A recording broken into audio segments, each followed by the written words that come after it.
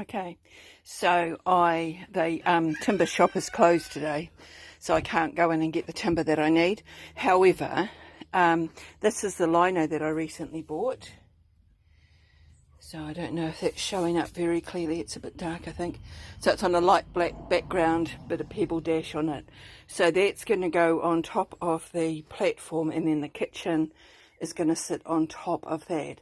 So that will protect the plywood from any kitchen spills or damages. I store things in the kitchen at the back. I think that there is just enough. So it goes across. We've got a little bit of a roll up at the end that hopefully will do these two side bits here. So that's what I am hoping. So I will get that done today. As is always the case, all your glue is empty. But anyway, I managed to get a little bit stuck down the main centre bit of the back. These are a little bit loose there. That'll have to do. These front bits I had to cut out because the lino I bought wasn't quite wide enough. So I had to cut out sections at the front so that one hasn't stuck because I've run out of glue. So I'll have to put glue on the shopping list as well.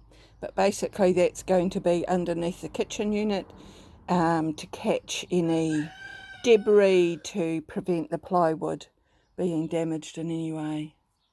So I quite like it actually as a lino or vinyl or linoleum or whatever we're going to call it. But anyway, so that's that bit. I do have to go and get some more adhesive, but I probably won't be going into town today. I usually wait till I have to go into town anyway. Maybe when I go back into the timber yard and get all the other bits of timber I need. So I now have to think of what else to do today.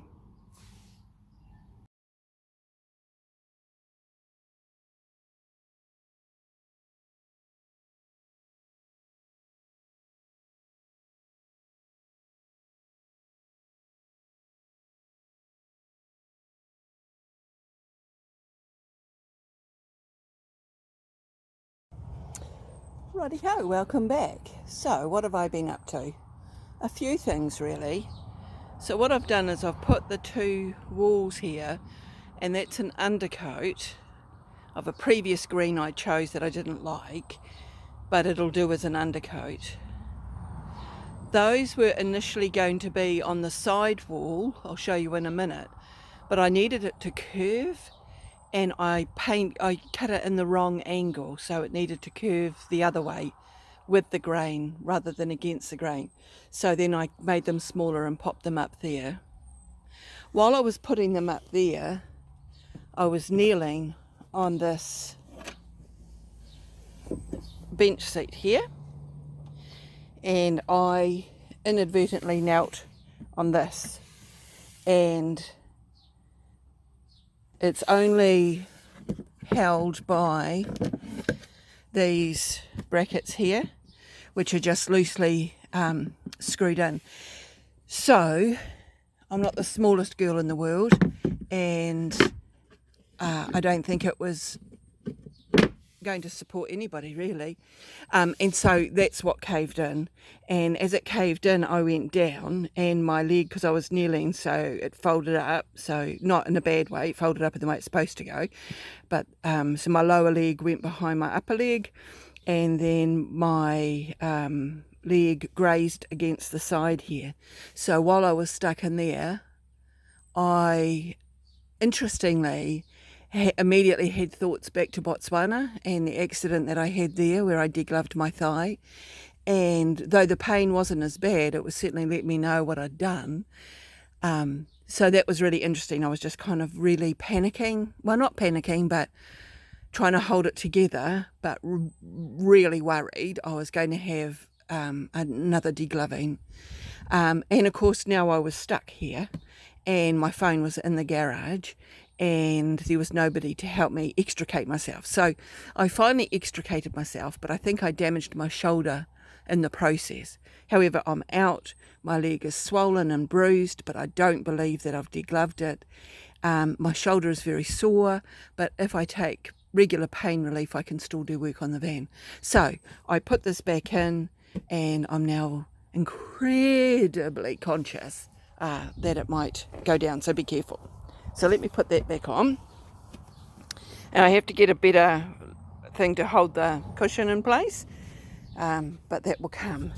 So then what I did under here was, so I've done the platform to put the bed on, and then I've got this mesh thing to keep the airflow underneath, and then I made a little dog kennel. It's not secured in place yet, and I have to put all the finishing touches on.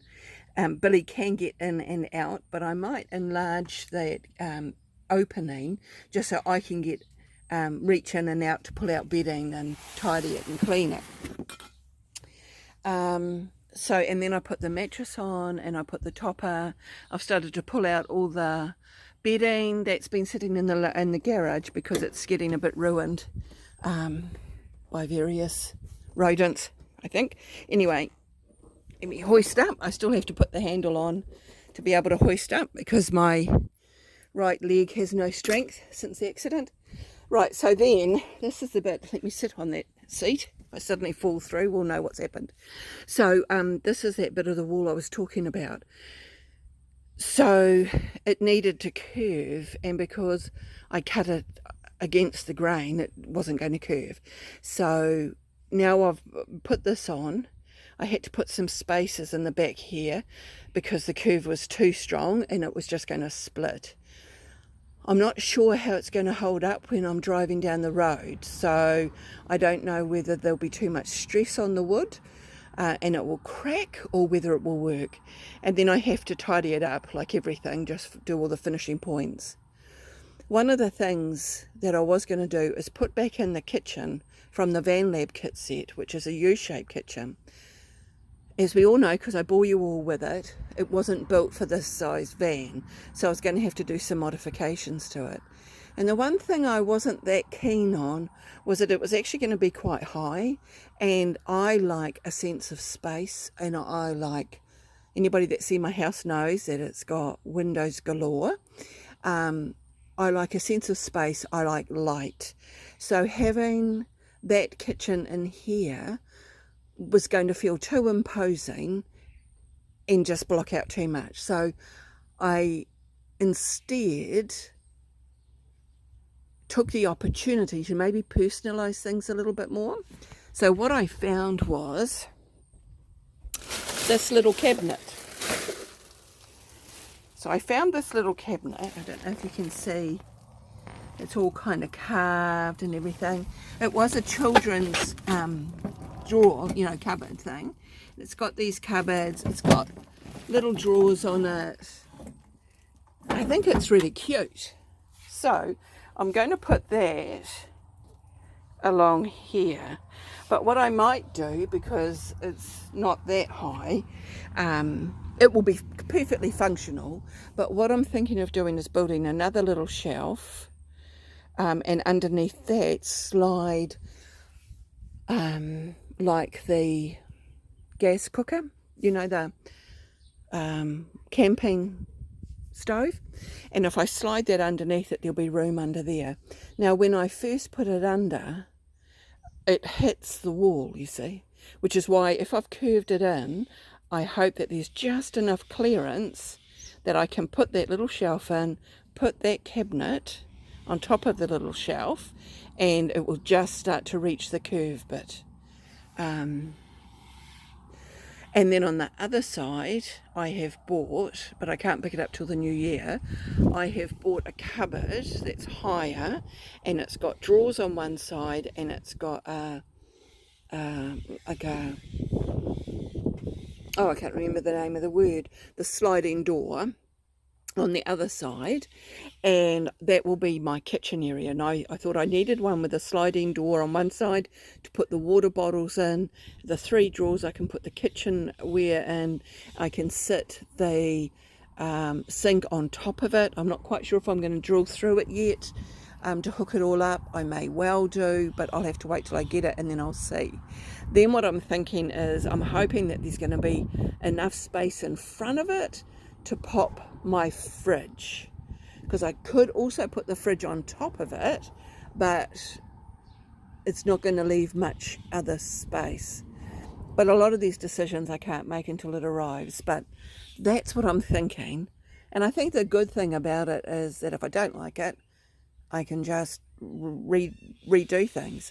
Now, I did think, because initially the designs I liked had the bed across the back, it had a kitchen area that just popped slightly out into the doorway, and over this side would have been seating, and I quite liked that layout. I ended up with this layout purely because I was going to reuse the Van Lab kit. I have measured, but my mattress won't go across that way. I would rather, and there's only me, so it doesn't actually matter. But like everything, I can see how it goes. I can try it out. If I don't like it, I can just remodel it. It's actually not going to be a problem. But a lot of the decisions I can't make until I've gone onto the road to get a sense. So that's where I'm at the moment. I'm healing from my little whoopsie. I'm slowly putting things back together. I'm going to be building this little shelf unit thing here. I'll probably build it on the spot because I'm really struggling with trying to get things in, and then I've measured it wrong, and I've only got a jigsaw to cut things, and my cutting isn't very good and it's not straight, and so yeah, it's not as tidy as I would have liked, but I think once it's finished, and then I can put all the edging on, that will hide many sins.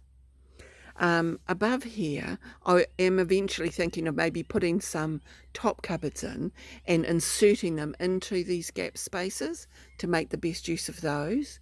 So there's lots of ideas. I found this net thing up here this morning. I've just strung it across. Probably won't stay there. I don't know what I'd put in it. But anyway, you know, you have a bit of a tutu while you're playing around. So there's still heaps left to do. But actually, now I've got the bed in, it's actually functional. I could take it away and have a sleep. I need to sort out the toilet area, which is going to go here. I'm going to build a box to put it in so it's going to be used for a seat. And then obviously going to be able to use it for a toilet. So all the old Van Lab kitchen kit I probably won't use, but I'll modify pieces of it to cover end bits and cover shelving and bits and bobs like that. But yeah, I quite like that little cabinet that I bought, just to add a little personal touch. So that's what I've been up to.